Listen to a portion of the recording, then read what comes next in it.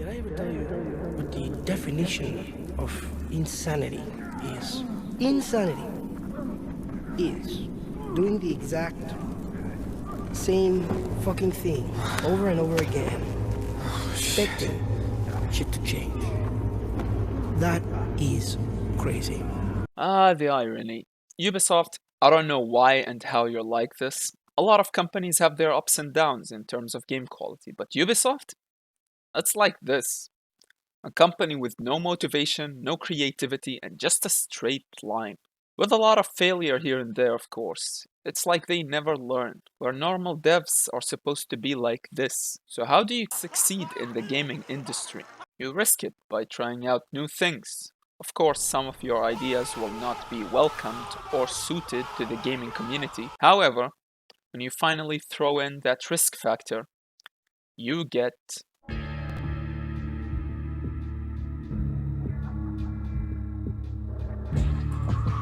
Valve, a company that refuses to make anything that isn't innovative. And they don't give a rat's ass whether it's gonna be received well or not. Take a look at their games. 70% of the titles they made have managed to introduce something new to the market somehow. Half-Life 1 introduced storytelling in first-person shooters at a time where they started by immediately giving you a gun and saying go, go, go, kill. Half-Life 2 introduced the insane physics and facial animations that are impressive till this day. Half-Life Alyx, the first ever AAA fully fledged game in VR. Counter-Strike, the first ever competitive shooter. Portal, Left 4 Dead, you get the point.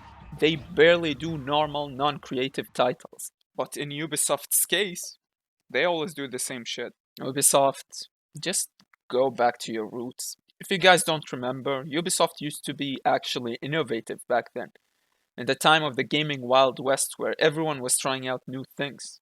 Don't believe me? Here, I'll name a few games that Ubisoft made before 2010. Beyond Good and Evil, Splinter Cell, King Kong the Game, Prince of Persia, the first Assassin's Creed game, 13. Now look at all of these games I named and tell me which one of them plays like the other.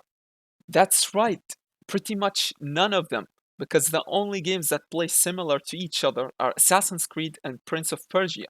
Because yes, Ubisoft used to be indeed innovative, surprisingly. And I just wish they would stop whatever the hell they're doing right now and go back to their roots. Right now! However, the sad part is that's highly unlikely to happen, at least for now. Because unlike back then where you had to create your own formula, now you just follow it and you don't do the slightest change. Or else, daddy investor and his friends, the higher ups, will not fund your game. And you don't want that to happen.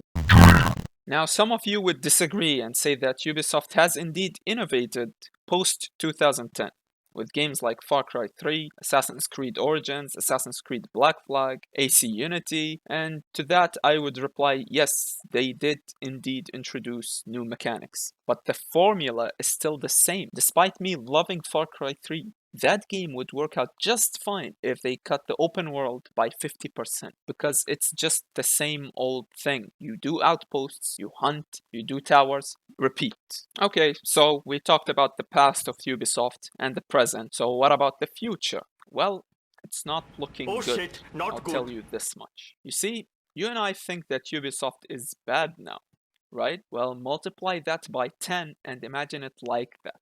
Because Ubisoft said, fuck y'all, I'm doing Fortnite now. They're taking the cursed path of live service games. Far Cry 6 was their last straw, and I don't think anybody loved that game to death from what I'm seeing. Well, it's time to say goodbye to the Ubisoft you hate, and it's time to welcome the one that you're gonna hate even more. You know, after all, it doesn't matter. The only reason I like Ubisoft is because I get to complain about it.